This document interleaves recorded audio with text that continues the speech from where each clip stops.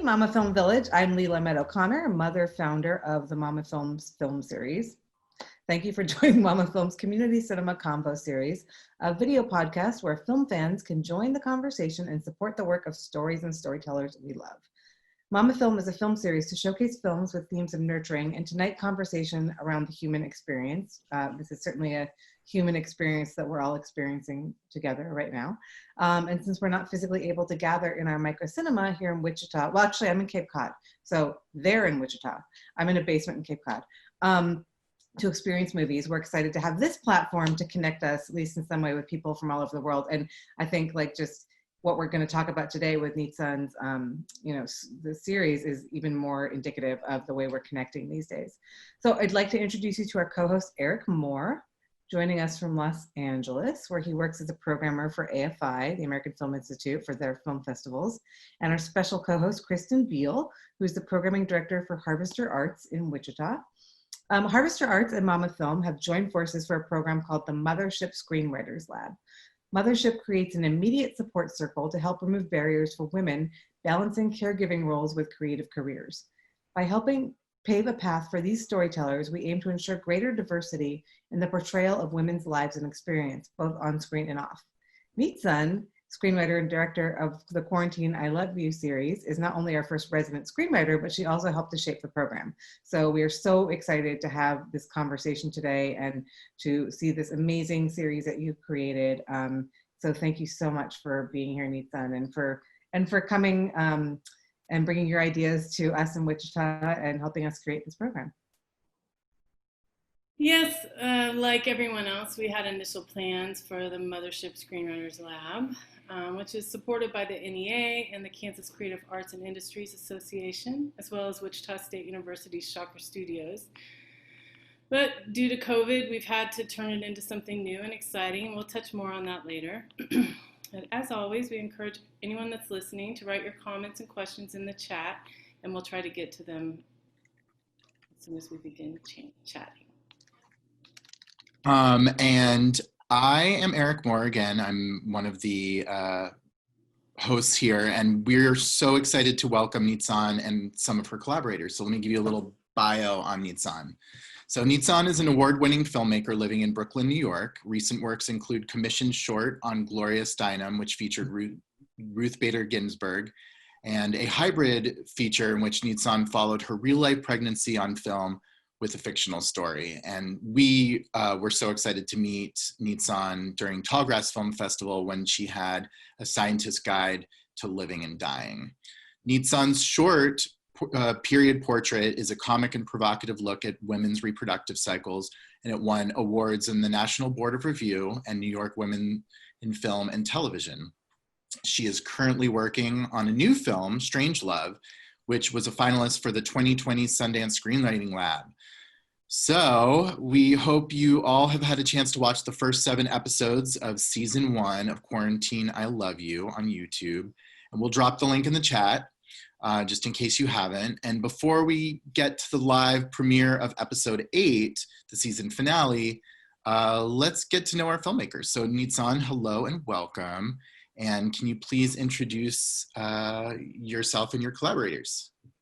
Yes, so my name is Nitzan. I'm a filmmaker based in Brooklyn. Like everyone else, I had plans for certain projects to be doing, and then of course everything changed when the pandemic hit. So one of the plans was to launch a screenwriting lab with Mama Film and with Harvester Arts called Mothership that was going to be taking place this summer, and it was meant to workshop the screenplay Strangelove that was a finalist for the Sundance Lab.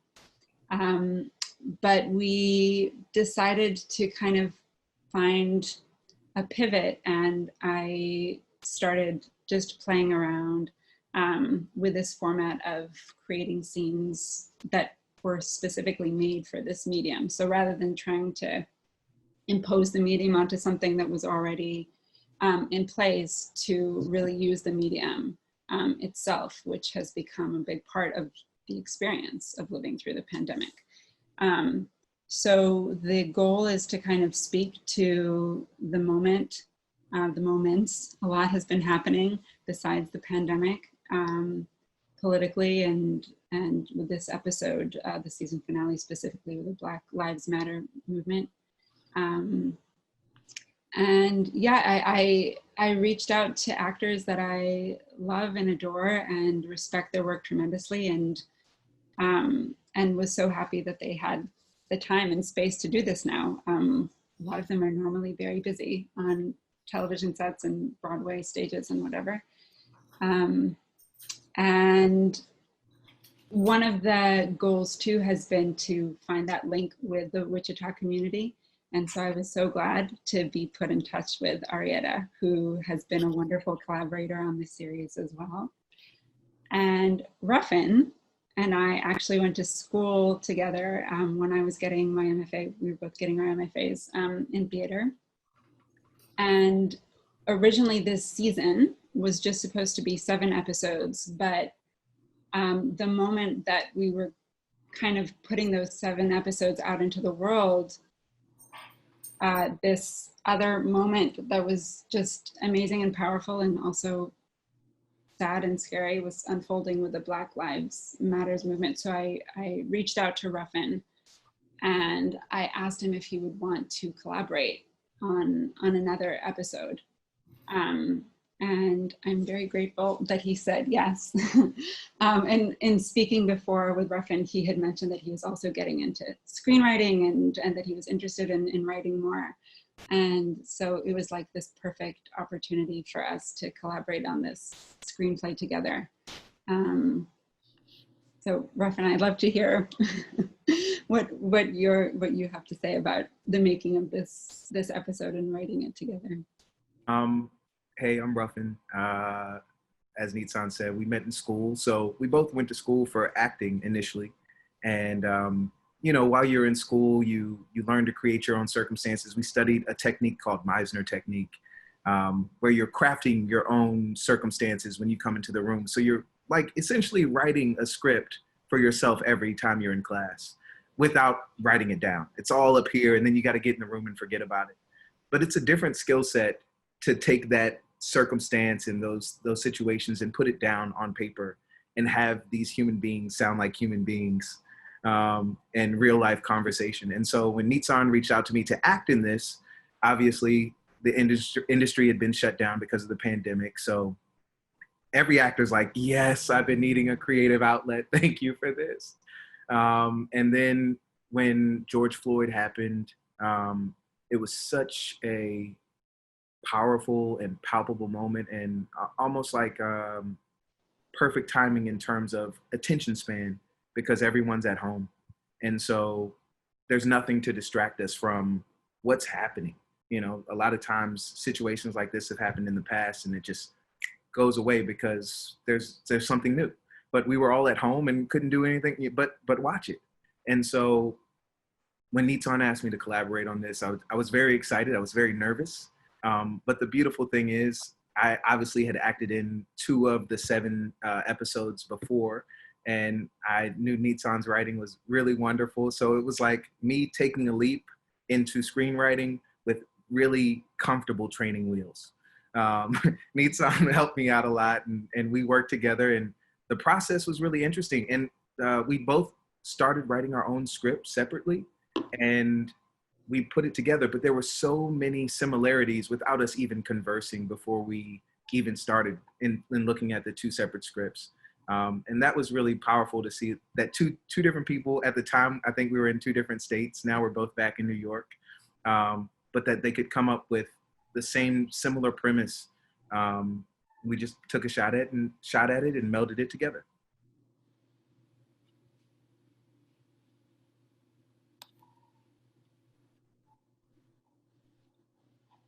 And Ruffin actually hasn't seen the episode yet. So I have not. And now there's Arietta. So I'm really. No, I haven't seen it either. I can't wait. Yeah. I asked Ruffin if he wanted to see the episode to give like the green light before we premiered it, but he's ready to be surprised. But yeah. I'm hands off there. Yeah. So I have a question. As a festival programmer, I watch a lot of films, obviously, and even now watching narrative films from the last year, which is what's getting submitted to us, it's really weird watching people like go to a restaurant or walk down the street, you know, because you feel uncomfortable with them not wearing masks, even though that wasn't the reality at the time. It's like there's this pre-COVID and a post-COVID moment, and it definitely feels like this project is the post-COVID and feels super real because of that. I'm curious a little bit, like, what is it like storytelling in the time of quarantine? And then I've got a follow-up question on that. Well, I think one thing that's really interesting about it is usually in filmmaking, there's so many things to consider, and a film set is a huge machine. And of course, like the acting and the dialogue are always an important component of filmmaking, but I felt like with this really, really pared down production of just us together on a Zoom call, there's an intimacy there that I think has allowed us to kind of get to a place where these scenes are really coming alive much faster. And there's a simplicity to it that just lets you get to the heart of the matter. And also, I think it can be challenging with making a short film to really have it feel like something that's fully realized. And I think that these little scenes, it's been easier for me as a filmmaker to get something that really has like a beginning and an end with a flow. And I think a lot of the feedback I'm getting is that it feels very real, but obviously it's a little bit heightened. It's you know, I'm hoping that not everyone's Zoom conversations are like this, or else it would be kind of stressful, because there is like a kind of thorn inside each of these scenes, this kind of kernel that's the issue, that kind of unravels over the course of the scene. And I've really been enjoying that, because I think that the simplicity of the process has just allowed for it to be fast. They're pretty easy to pull off and just be able to respond to the moment and to just like move from one little short film to the next. Yeah, I mean, and the format of it gives you that freedom, because you're doing, you know, these kind of quick little bingeable, you know, stories in a series, like a web series.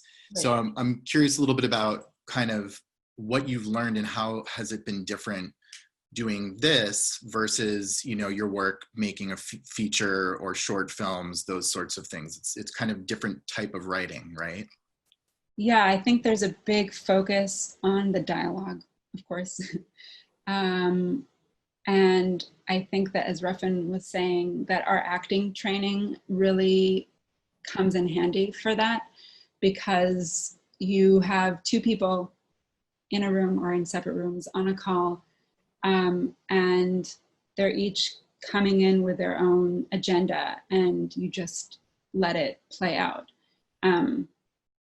So I think that by having the focus of the process be about just creating strong, believable dialogue, and then being able to really work with the actors on just getting them to, you know, drop into the truth of the moment and the dialogue, it's very accessible. And there's no crew. Like, I'm a one-person filmmaking team. I mean, it's just me writing and then directing in the Zoom and editing and doing all the graphic stuff. I mean, I feel like there's nothing, I didn't have to wait for anything. I think, like a lot of times in filmmaking, you have to wait for things to come together. You have to wait for people to sign on. You have to wait for funding. You have to wait for so many things.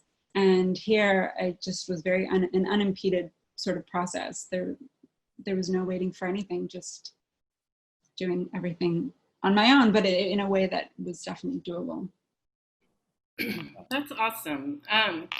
Part of what I love about this series is the way it connects different parts of the country connects people from different parts of the country while we're all facing this global pandemic.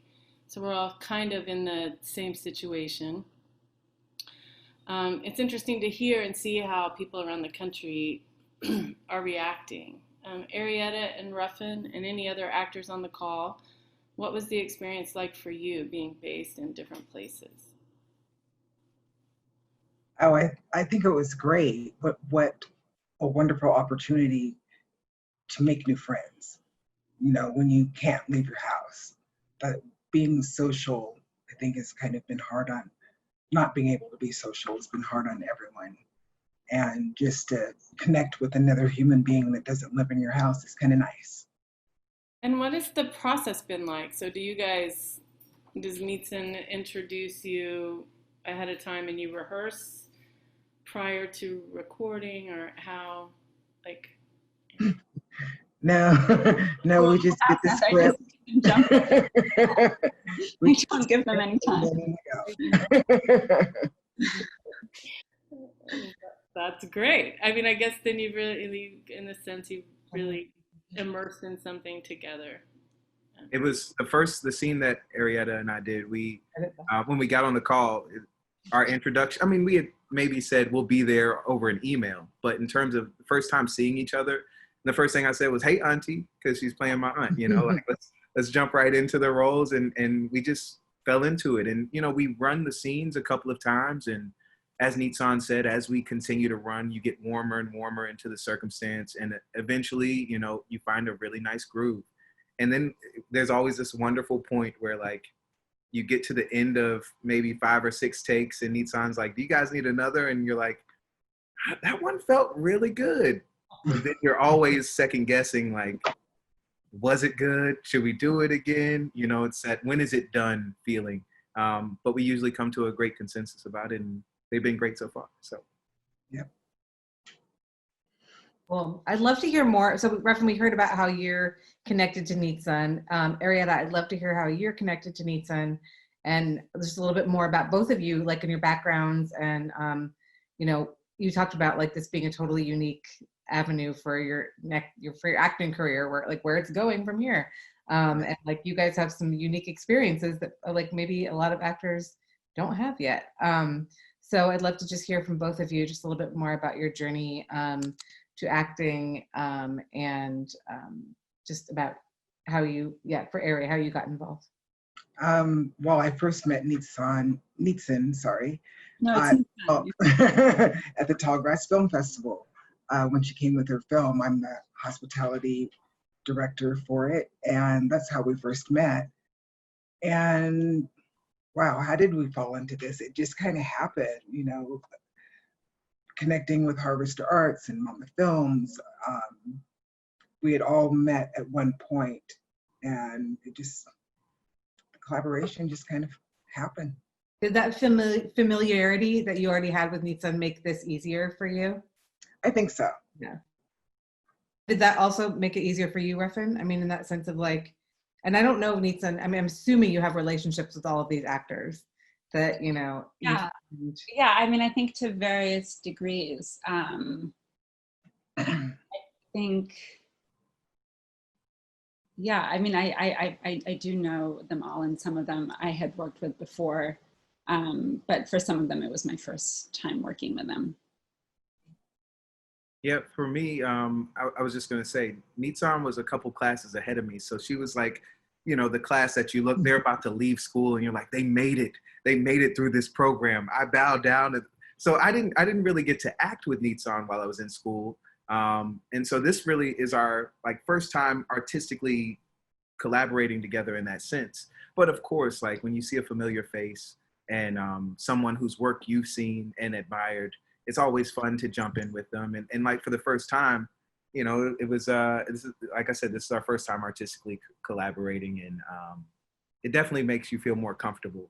You know, Zoom is something, like we're on a Zoom call right now, but I'm sure you all have had so many of these over this span. And so when you get to do a scene like this, you're even watching the view and the talk from Zoom frames now, you know, like it's a different world.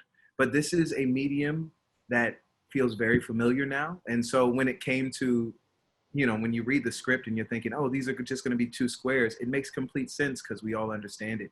And it really has a meaning in how we're communicating and reaching out to each other, keeping that reach even when we can't leave the house. So yeah. And it was really interesting. I remember when I recorded the first scene with Geneva Carr and Sarah Steele, and they both are they act on shows. Geneva stars in Bull, and Sarah stars in The Good Fight, and formerly The Good Wife. And they had been asked by the time that I approached them about doing this series to do all kinds of things on Zoom, readings of plays or scripts and things like that. But I remember when we recorded the first scene, they were both just like, wow, this is the first thing I've been asked to do that just feels like it comes so easily and like it makes sense, like it fits, because again, because it's made for the medium. So like the moment we're on a Zoom call and they're reading the script, it's like it's already there, it's already happening. So I think once I did that first scene with them, I was like, okay, wow, this is really exciting because we're creating something that's really new, but that's very familiar at the same time. Yeah, and that's what's so interesting about this. Like Ruffin, you were talking about, like everyone is sort of using this like medium to communicate, and even though we're like so separated physically from each other, like we would never have done this like video conferencing before. It would have been like a phone call or something, you know. And so it's and everybody seems to know how to do it, like across generations. So one thing about the series that is so unique is that like it's so relatable in the sense of like all these scenarios. Like for me in particular, that Beanie Baby scenario, I'm like, I feel like I've lived that. But like a lot of them too, like they're just, you know, the wine drinking on Zoom and things like that. I mean, they're just so relatable. And so I think that's what, like Eric was saying, makes it so unique. So like, I mean, really in the like, what, 3 months, you've accomplished basically, you've made like a short, like the length of something that would be like a short film, right? But like, so you touched a little bit upon this, but like from everything from like writing, casting, rehearsing, you have a theme song and opening credits and like all these things. Like how long did each episode take you to do? I think I kind of broke it down because we're applying for some grants to keep this thing going, and I got that it took me about 80 some hours to do the 7 episodes. But I think it was with everything, with writing the scripts and coordinating the calls and doing the calls and the editing, which is surprising, I think, that it took me so long to do the editing. But a lot of times there were different takes that I liked, different parts from different takes. And so while hopefully it's not noticeable, there are edits in these episodes, and so just watching all of the footage and editing it and everything, and yes, and creating a credit sequence, and the theme song, my friend Jean was kind enough to record for me, and yeah. It's just like every element that you would have in like a TV series, you know. It's just really, it's really cool and very thoughtful in that sense, I think. So, okay, without further ado, shall we present the world premiere of season 1, episode 8, co-written by Nitzan and Ruffin Prentiss. Yes, Ruffin Prentiss. And it's also starring Arietta Austin and Landon Woodson. Thank you. I'll let you share screen now. Okay. All right. I'm gonna just mute myself. I think if you're not muted, it's good to mute yourself for this.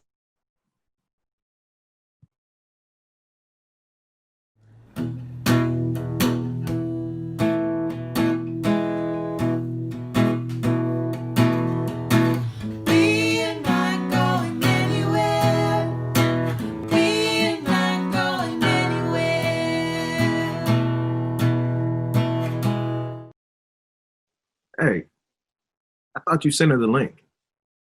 No, man, you were the one with the fancy Zoom account. It's for my work, man. Yeah.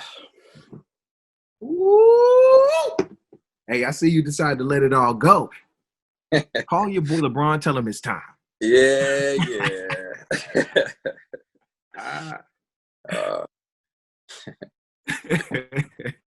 Yeah, it looks like you're not getting any sleep either.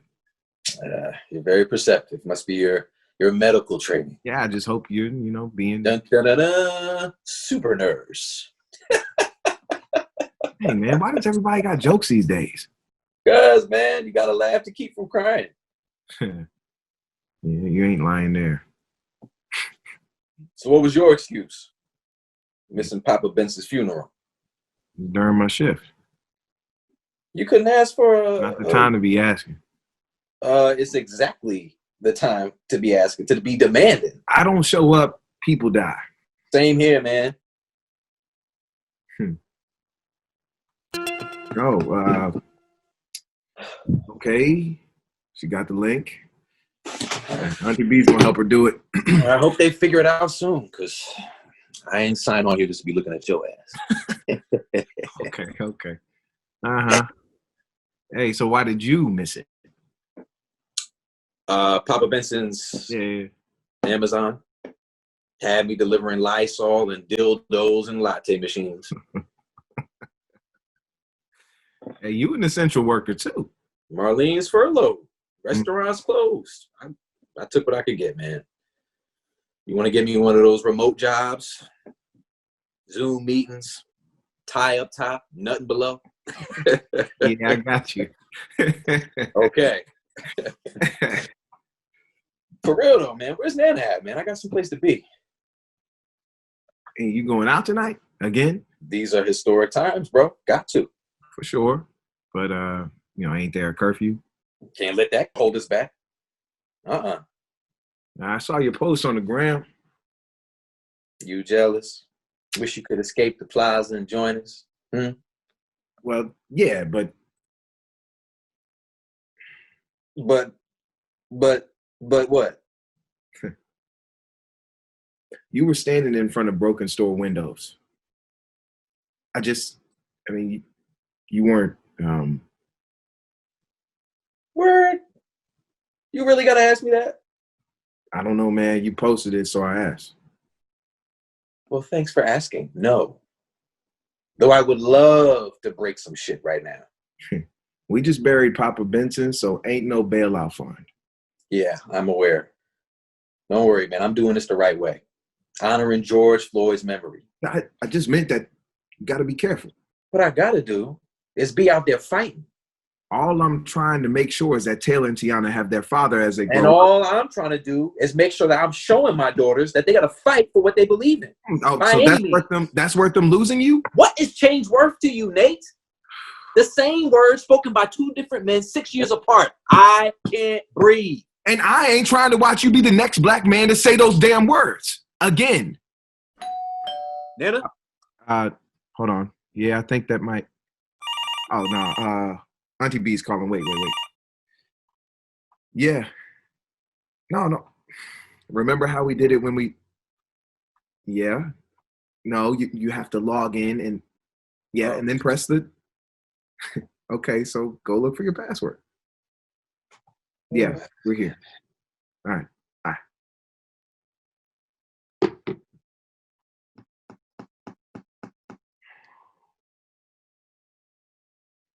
You're not willing to put your life on the line. Please, bro. I had to sign my last will and testament after the first week of the virus from working the ER. Yeah, I know. But you gotta see what's happening out there. It's insane. I see it happening in here. At the plaza? Hey, stop it, man. At the hospital. It's the same thing happening here. Our people dying in here, too. Yeah. I know. Still. You at the plaza. Yo, it's just a place to sleep, all right? Get off my back, damn.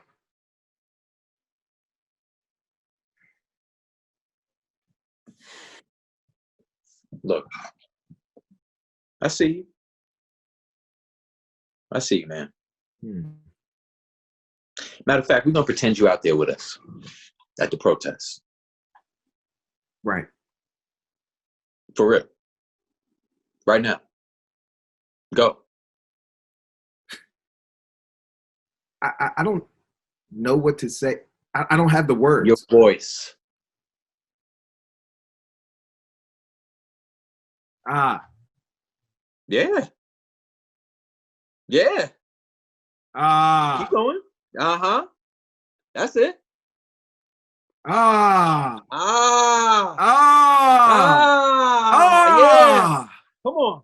No justice, no peace. No justice, no peace. Think about Ahmaud Arbery. No justice, no peace. Think about Breonna Taylor. No justice, no peace. Come on, think No about George justice, Floyd, man. no Think peace. about black folks dying. There it is. Come on. Yeah. Oh, Honey B. What in the world, Nate? Nate, honey, you okay? What? Yeah. He's fine. We're just some alternative medicine. Alternative medicine. All right. Okay. Just a minute. Nana. Nana, your babies is here and I don't know what they are. We are not going anywhere. We are not going anywhere. We are not going anywhere. We are not going anywhere. Wow, thank you so much for letting us have the premiere of that. That was great. So to start, I want to get Ari and Ruffin's, since this is the first time you've seen this, what are your reactions to it? I'll let you go first. Oh, I was totally absorbed. It hit home. Very well done. You guys did a great job presenting all those emotions. It's so cool to watch something that you helped write come to life. You know, it's one thing to like say the words, but you don't know what the final product looks like. And I'm proud. I'm just proud of the words and how you can get so much out of, 4 minutes. And the other actor, Landon, was my classmate at Rutgers. And so when Nitzan was like, who do you think could play Nate's cousin? And he was the first name that came out of my mouth. He's one of my favorite scene partners in the world. And he really does an amazing job of pushing. As we wrote it, we were wondering how that last moment manifests. And it was written down, and it was one of those things that we figured we could finesse and find in the moment and let it happen organically. And Landon is such a fun, spontaneous actor. So he really pushed me and led me through that therapy, as we'll call it. And it was a lot of fun to do and a lot of fun to see. So yeah, I'm proud. Yeah, I think it totally works. And, there's so much that we all are feeling, and especially people of color right now. And so it's amazing for you to literally be able to give voice to some of the voices that need to be heard right now. So, it's one thing, there's so many different ways to put those words out there. And this is just such a unique and interesting way to do it. And it's, I think, very approachable for a lot of people that maybe it wouldn't be approachable for. So thank you for that. Another thing that I was thinking about is that that's so fascinating about this series, and we talked about this a little bit before, is that you can react to what's happening in real life almost in real time. And it's much faster and perhaps more authentic than it would be in like a TV series or something that's, your run-of-the-mill kind of productions that you have going on elsewhere. It does so, it tackles these topics, it tackles these issues without it being kind of one of those on a very special next episode of, type format. So I'm curious, Ruffin and Nitzan, can you speak a little bit about what the process of co-writing this episode was like? Yeah, I think we started talking about about what it might look like.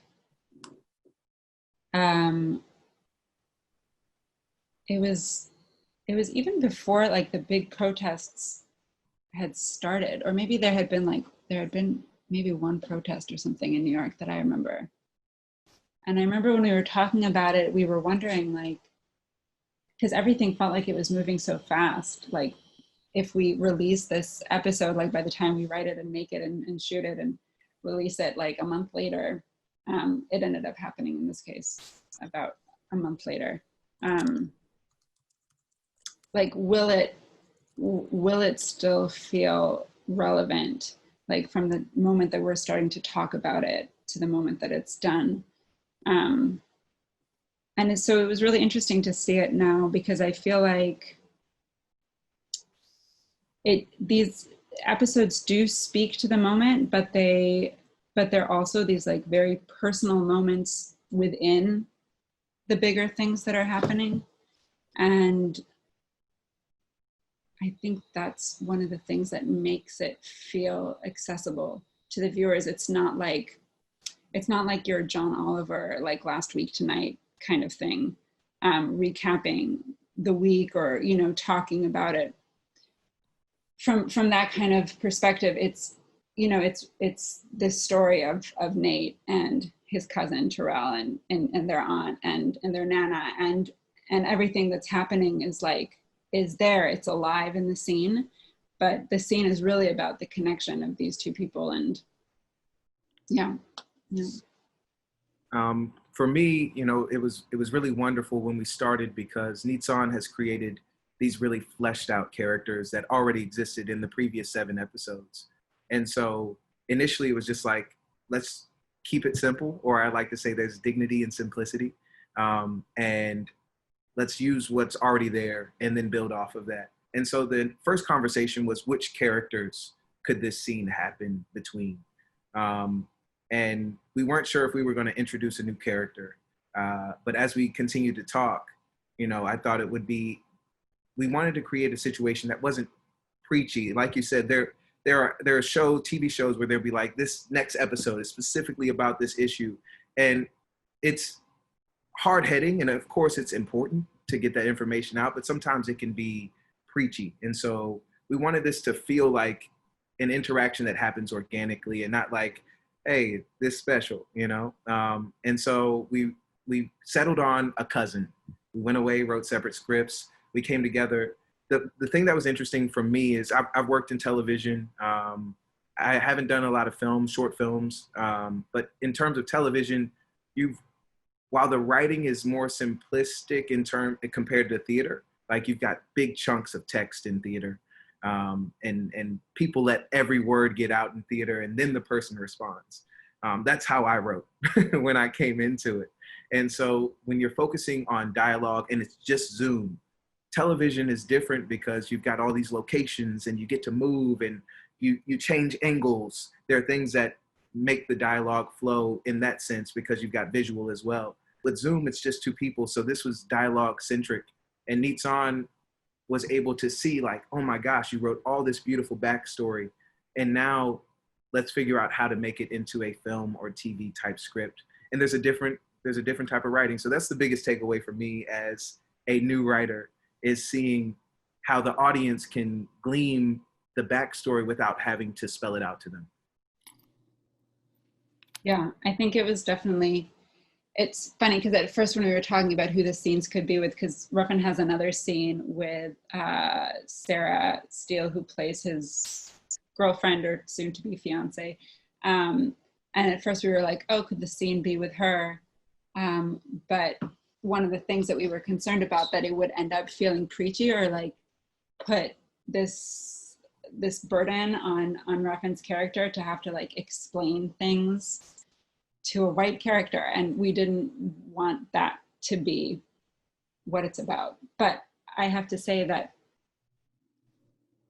I felt like for me, working with Ruffin,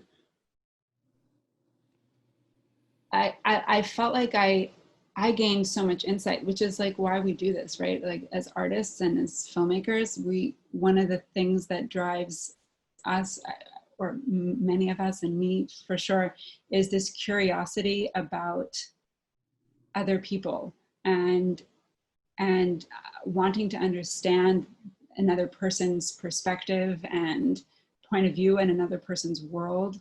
But also there are limitations to that, because, and especially for this, like, you didn't want this to be like a voyeur kind of thing, someone from the outside looking into this situation and dissecting it. And so it was such a wonderful opportunity to have this collaboration, because I felt like I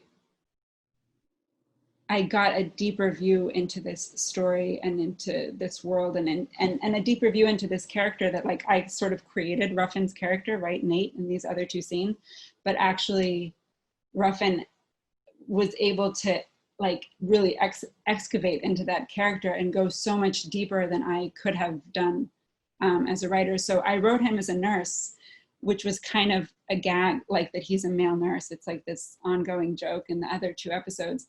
And of course that was relevant to the pandemic, and a way to kind of weave that into the series. But I feel like the huge opportunity of collaborating on this episode was that Ruffin's character just suddenly had so many more dimensions, and he was the one that was able to bring the story to life in a way that I would never have been able to do on my own. Yeah, well, thank you guys for doing that. I feel like it was very successful, so good job. Does anybody, we can keep asking questions, obviously we have so much that we want to talk about, but does anybody in our audience have any questions? If you do, just unmute yourself right now and you can ask a question. So otherwise, I guess I'll keep going, and then just feel free to jump in when there's a beat. Questions or comments too, if you yeah, or comments even. That works too, if you want to kind of give your impression, like whether, you know, this kind of, I guess I'm curious, the technical side of this, how do you rehearse something that is so audio based? You know, it's a very talky experience, but at the same time, you know, because of that, you're so focused on, you know, the little movements that are going on in the scene because they're so heightened, because that's all you're looking at. Where's the balance of kind of action and dialogue, and how do you kind of choose how to direct that? And what is it like as an actor to, you know, work within that kind of limitation? I think for me, in terms of directing it, a big part of the directing was just in the casting, which I think is true for a lot of films, but I feel like these actors are so talented that they really took to the material pretty easily. And I think that the rehearsals were actually, they were all filmed. Like, we would film the whole Zoom session, the whole Zoom conversation. And I told them, you know, from the beginning, from the first time that they read it, that I'm filming it. And so I think that also kind of heightened it, like they were on from the beginning, and were able to, like, just commit and dive in completely. And I think the adjustments were pretty small, just about kind of heightening certain moments and sharpening certain moments. For example, in this episode that we just saw, I think, like, Ruffin and Landon have such a great friendship and rapport that really grounded the scene. But then there's that moment in the scene where things really escalate between them, that kind of leads to Ruffin's outburst, where he's like, I don't want to see you be the next Black man that says I can't breathe. And so I think creating those shifts from, like, the fun rapport between them and the laughing, and kind of shifting that gear into escalating the tension between them. So those kind of little tweaks to just help them delineate those moments, because they don't get to move. Like, oftentimes actors will get to walk around, to shift themselves physically, in order to transition to a new beat in the scene. And in this case, we just needed to kind of work on creating those shifts with them staying in place and staying connected to each other the whole time. What was it like for you, Ruffin, and Arietta to kind of have that experience? I think I'm still learning. One of the things that I'm trying to still do is not do this, because I like to talk and move, and you can't do that with the little box. So I think that's been the biggest adjustment that I've had to make. But I mean, it's great dialogue. It flows easily. So, yeah. Technically, it's really interesting to act in front of a camera on the laptop. And the reason being is, you know, when you do an audition for television, you're taught to look slightly off center from the lens. You're not looking down into the lens. And then, of course, when you get on set, you actually get to work with your scene partner. And so then the camera's just capturing you.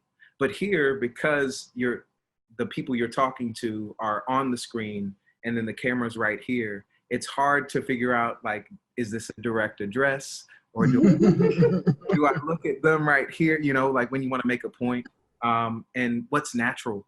And I've been lucky enough, a friend of mine has a company that does improv for corporations to like just do icebreakers and things like that. So we've been doing Zoom sessions. And one of the main things we do is we test out the frame, and like we touch, you know, we make them solid walls. And then we tell them, so how does this feel when you lean in? And how does it feel when you sit back? And these are, I mean, that's really all that's left in terms of movement. Or like, if you wanna, how does it feel when I'm not looking at the camera? It feels indirect. And so those are the things that you use in moments where, like, I can't believe you just said that. You come forward and, you know, I don't care what you say. And so that's really all you have in terms of this tiny box, is to play with a little bit of depth, and it goes a long ways. And then, of course, whatever's in the script. Like in episode 7 with Arietta, I took my wife's engagement ring and I put it in a box, and that's how the scene started. So you find whatever props can make it fun as well. And yeah, you go from there. I like to say something about this. Yeah, Carmela, go for it.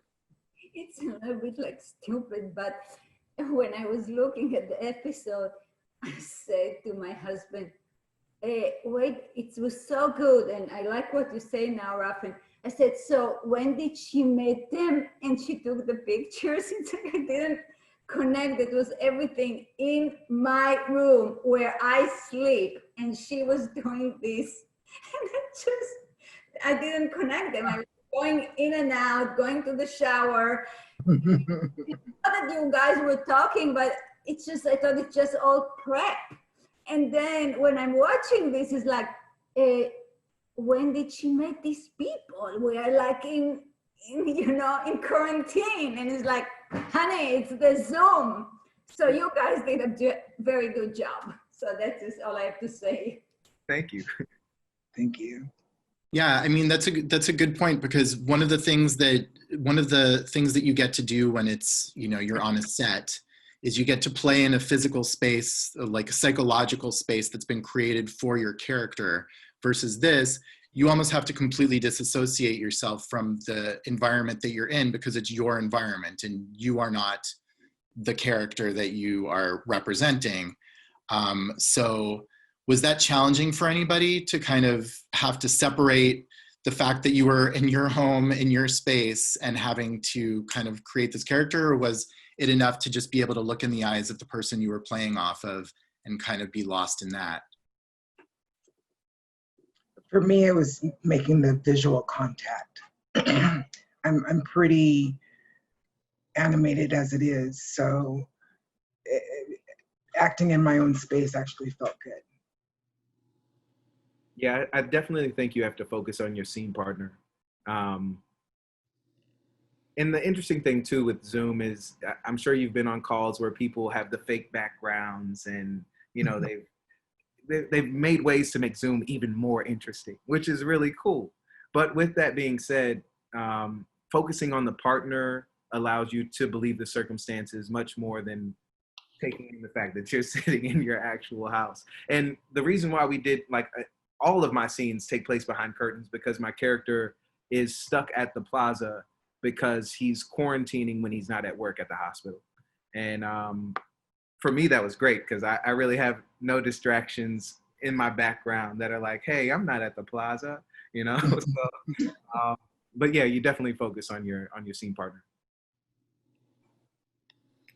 Okay, well, if there are no more questions, we're going to go ahead and start to wrap up. We have a very special announcement. So in order to pivot from what the original Mothership Screenwriting Lab was intended to be, the lab will now serve as an incubator for Quarantine I Love You Season 2, yay, which will feature, amongst other things, the connection between Wichita and New York City, the Midwest and the metropolis, with Arietta as our through line, along with the other local actors. Harvester Arts and Mama Film will serve as executive producers on the season, and we couldn't be more excited about it. So thank you all very much. Yes, thank you all. And Ruffin, since you're her nephew, I'm assuming we'll see you in season 2 as well, which will be great.